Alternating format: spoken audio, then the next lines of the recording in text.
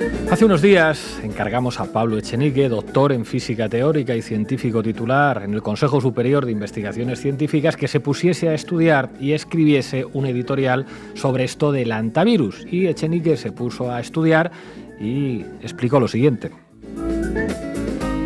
A diferencia del virus de la COVID-19, que se descubrió a finales de 2019 en China, el hantavirus lleva mucho más tiempo con nosotros. La enfermedad se observó por primera vez durante la Guerra de Corea entre 1951 y 1953, con más de 3.000 soldados afectados por la que se llamó entonces la fiebre hemorrágica coreana, que tuvo una mortalidad inicial del 14,6%.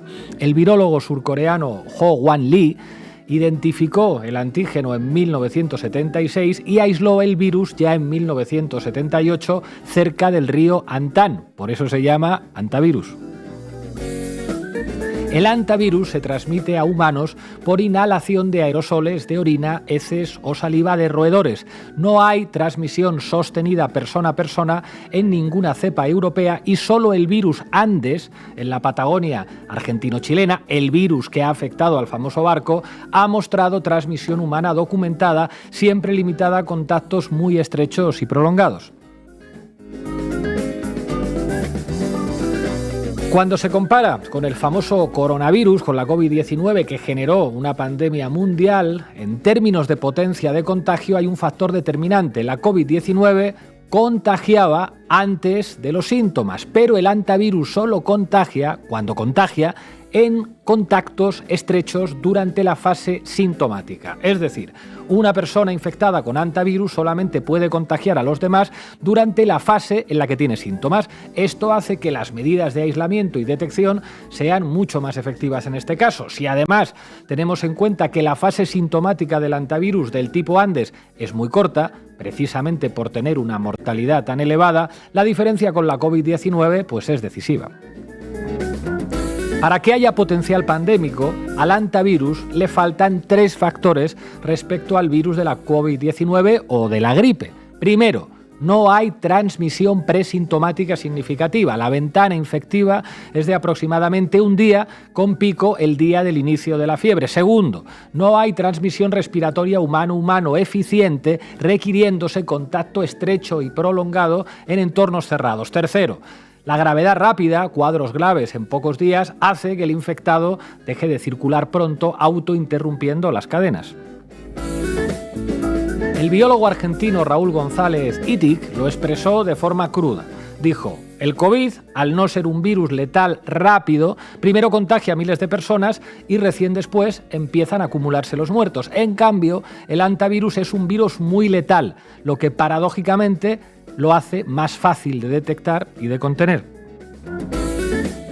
La variedad Andes es la única cepa que justifica precauciones de aislamiento, pero también es muy conocida, circula en Argentina y en Chile desde hace décadas sin haber generado nunca, hasta ahora, un brote mayor de unas decenas de casos. Gustavo Palacios, investigador del Hospital Monte Sinaí de Nueva York, ha estimado que en toda la historia de esta cepa ha habido aproximadamente 3.000 casos y menos de 300 instancias confirmadas de transmisión humano-humano. En sus aproximadamente 75 años de historia documentada y casi 50 años desde el aislamiento del virus, el hantavirus jamás ha generado una epidemia regional o continental. Todos los brotes han sido locales, con decenas de casos como máximo. De hecho, el ejemplo del brote en el barco MV Ondius es quizá uno de los mejores ejemplos de esta baja potencialidad epidémica. De un total de 147 personas a bordo, conviviendo durante días en un espacio sumamente reducido y sin ningún tipo de medida de protección, el día en que escribía Echenique, hace apenas 3 días, se habían confirmado 8 casos. Como resulta evidente para cualquiera que haya vivido con la COVID-19, si este virus se transmitiese como se transmitía aquel, no hay duda de que todas las 147 personas habrían acabado infectadas. Las precauciones extremas que están tomando las autoridades sanitarias españolas e internacionales son completamente lógicas, porque el hantavirus de tipo Andes tiene una elevada mortalidad, pero al mismo tiempo es completamente imposible que este brote produzca contagios masivos y no digamos ya una pandemia.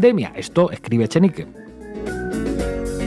La extrema sensibilidad de la opinión pública ante cualquier virus de nombre exótico llegado de lejos, bueno, pues es perfectamente entendible, dado el trauma colectivo que supuso la pandemia de la COVID-19, los millones de muertos que produjo y las drásticas medidas a las que obligó. Sin embargo, los dirigentes políticos y los grandes medios de comunicación tienen la capacidad y también tienen la obligación de acudir a las fuentes científicas para conocer rigurosamente la dimensión y la peligrosidad de los distintos acontecimientos que tienen lugar.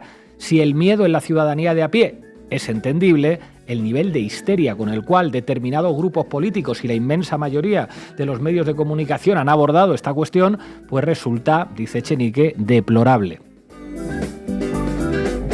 Llevamos días de bombardeo mediático constante sobre todos y cada uno de los pequeños detalles que rodean a la operación de evacuación del barco. Buena parte de los dirigentes políticos del país han dicho barbaridades sobre el asunto y los miembros del gobierno que han querido transmitir un poco de calma tampoco han renunciado a hacerse la foto en el puente de mando como si estuvieran peleando en una épica batalla. En la madrugada del sábado al domingo, centenares de cámaras y de periodistas de todo el planeta estuvieron apuntando sus lentes y sus focos hacia los pasajeros del MV Ondius que llegaban en pequeñas embarcaciones a un pequeño muelle de Tenerife como si se fuera a acabar el mundo. Pues yo les digo, creo que este editorial para Diario Red que encargamos a Echenique es un ejemplo de que se puede hacer periodismo serio. Yo no sé de ciencia, pero lo que dicen los científicos parece bastante razonable y nuestro trabajo debe ser contar lo que están diciendo. Bienvenidos y bienvenidas a La Base. Fíjense el nivel de hipocresía. Europa recibe al crucero porque Cabo Verde no tiene los medios para atenderlo. Hasta aquí todo bien. Pero España expulsa a los migrantes a cárceles en Mauritania, donde, claro, allí seguro que tienen unos medios de la hostia para atender a los migrantes, claro que sí. Y al margen de los pataleos de la derecha, el hecho es que el bloque europeo no ha dudado en atender la emergencia del crucero. Contrasta, pues con las disputas entre los mismos Estados miembros de Europa cuando hay que asumir un desembarco seguro o las cuotas de reparto de inmigrantes, ¿verdad? Y esas disputas generan, además, retrasos deliberados en los rescates y omisiones de socorro cotidianas, todos los días.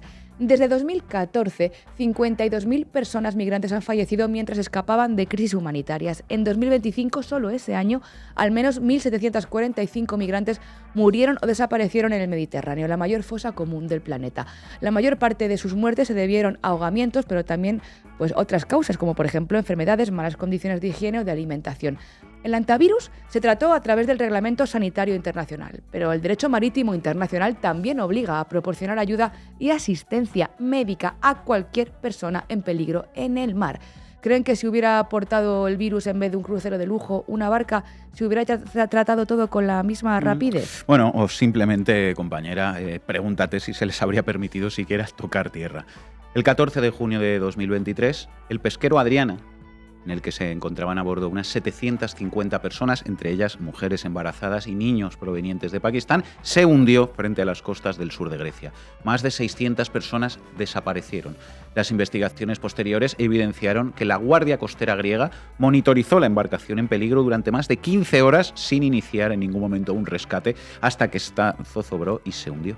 En agosto de 2019, el barco de la ONG española Open Arms rescató a 163 personas en el Mediterráneo central, incluidos heridos, enfermos, niñas y embarazadas. Salvini aplicó su política de puertos cerrados y prohibió la entrada del barco en aguas territoriales italianas bajo amenaza de multas millonarias e incautación. Malta también se negó a recibirlos. Estuvo 19 días a la deriva. Diario El Mundo, antes de ayer.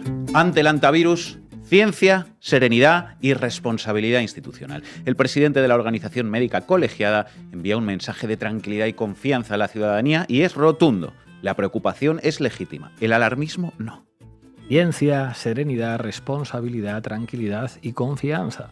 La preocupación es legítima, el alarmismo no. Bueno, pues la verdad es que muy sensata y muy razonable la derecha mediática en esta ocasión, porque me imagino que en coherencia estarán aplicando cuidadosamente todos estos principios en su manera de informar sobre esta crisis sanitaria, ¿verdad? Por supuesto. ABC. Carabanchel recibe a los pasajeros entre aplausos e inquietud. Vamos a ser el Wuhan de España. La derecha mediática ante el antivirus, ciencia, serenidad y responsabilidad. Oso la derecha mediática. Carabanchel va a ser el Wuhan de España. Mucho hablamos de la internacional reaccionaria, pero también tenemos que empezar a acuñar otros términos como la internacional imbécil o la internacional temeraria. El caso es que a la luz del brote del antivirus y de la posible responsabilidad de la motosierra de Milei, así como la necesidad de que Argentina vuelva a las instituciones sanitarias internacionales para cooperar y coordinar esfuerzos en casos como este, la Organización Mundial de la Salud ha llamado la atención al gobierno y el gobierno ha respondido. C5N. El gobierno rechazó el pedido de la Organización Mundial de la Salud y confirmó que no volverá a la organización.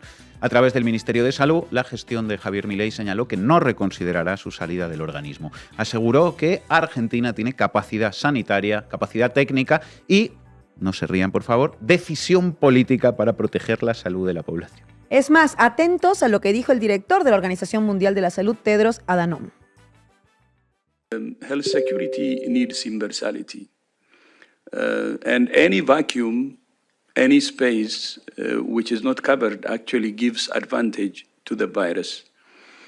And the best immunity we have is solidarity. So because of the event that's happening now, and both Argentina and the US are affected, I think they will reconsider their decisions because they can see how important universality is for health security. Because viruses don't care about our politics, and they don't care about our borders, and they don't care about, all the excuses that we may have. So I hope this could be a good lesson for the whole world because solidarity is our best immunity. I repeat. Thank you. Bajo su lógica de tutorial cutre de Crypto Bro, de esos que al presidente argentino le parecen sesudos y muy profundos, Milei ha convertido al sistema científico argentino y global en el enemigo público de Argentina y de la libertad. Y evidentemente esto tiene consecuencias. Y no nos referimos únicamente al lugar en el que queda Argentina, un país históricamente referente de la ciencia y la investigación, no solo en América Latina, sino en todo el mundo, sino de consecuencias concretas en momentos de crisis sanitarias. El CONICET llegó a ser considerado el organismo científico más prestigioso de la región, con más de 20.000 investigadores y becarios. Sin embargo, desde la llegada de Milei, los recortes presupuestarios y el congelamiento de fondos dejaron institutos al borde del colapso, con proyectos paralizados y salarios destruidos por la inflación. Digamos que Milei y su entorno han mostrado una relación bastante peculiar con la evidencia científica, desde relativizar el cambio climático hasta burlarse de investigaciones sociales usando ejemplos caricaturescos como papers para estudiar la orientación sexual de Batman. El mensaje de fondo es que todo conocimiento que no entre en el Excel de la rentabilidad inmediata merece motosierra. Los datos son una verdadera tragedia nacional, tal como explica Charo Solís en Diario Red. Según el Centro Iberoamericano de Ciencia y Tecnología, en 2 años, la función Ciencia y Técnica perdió un 45,4% de su financiamiento real y retrocedió a niveles de 2002, cuando el país vivía la peor crisis de su historia reciente. Hoy la inversión equivale apenas al 0,158% del PBI, su punto más bajo en registros históricos. La gestión del secretario de Innovación, Ciencia y Tecnología, Darío Genúa, ha sido calificada por la comunidad científica como un cientificidio. La acusación se fundamenta no solo en la subejecución récord del presupuesto, apenas un 13% del total durante 2024, sino también en una serie de acciones que asfixian al sistema desde dentro. El antivirus se aisló, se descubrió que era la causa de una serie de patologías en el año 78. 78. O sea, lleva siendo un virus conocido casi medio siglo. Y en ese medio siglo que llevamos conociendo este virus, apenas ha habido 3.000 casos en todo el mundo y 300 contagios de humano a humano. Esto es un hecho. El brote más grande que ha habido nunca, lo habéis comentado antes, el de Puyén en Chubut, murieron 11 personas. 11 personas. Comparemos esto con lo que ocurrió con la COVID-19. Este virus es mucho más letal que la COVID-19, lo cual significa que si lo contraes la probabilidad de morir es más alta, mucho más alta, que en la COVID, pero por otro lado, la tasa de contagio, lo que se llama el R0, que lo habréis visto estos días en la televisión y en los periódicos, pues es mucho más pequeño. Es mucho más pequeño que la COVID-19. De hecho, una de las pruebas de que este virus se contagia con muchísima mayor dificultad que la COVID-19 es precisamente lo que ha pasado en el barco Ondius. En el barco Ondius viajaban 147 personas. Y si no me equivoco, en estos momentos sabemos de 9 contagios. 9. Es decir, 147 personas, un montón de días, en un lugar muy pequeño, donde la gente está muy cerca. Obviamente, si eso hubiera sido COVID-19, toda la tripulación entera habría acabado contagiada. ¿Cómo has visto tú, desde tu perspectiva de científico profesional, toda la gestión comunicativa del hantavirus? Bueno, yo creo que hemos vivido, no solamente yo, sino el conjunto del país, un caso de histeria mediática, y creo que no estoy exagerando al decirlo. Creo que es normal que la sociedad, que la población, tengamos una hipersensibilidad a este tipo de temas, porque la COVID-19 supuso pues un trauma colectivo. Entonces, es perfectamente entendible que cuando aparece de repente un nuevo virus que proviene de un lugar lejano, que tiene un nombre exótico que no hemos escuchado antes, pues la gente de a pie tenga miedo, tenga prevención. Es normal porque hemos vivido la COVID-19.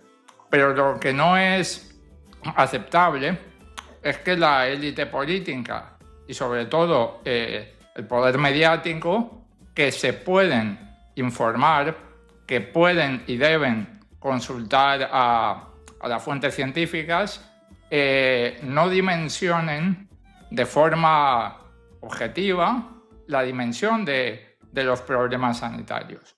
Y en este caso, la dimensión es pequeña. Es pequeña. Más allá del escándalo que se ha creado objetivamente, la dimensión es pequeña.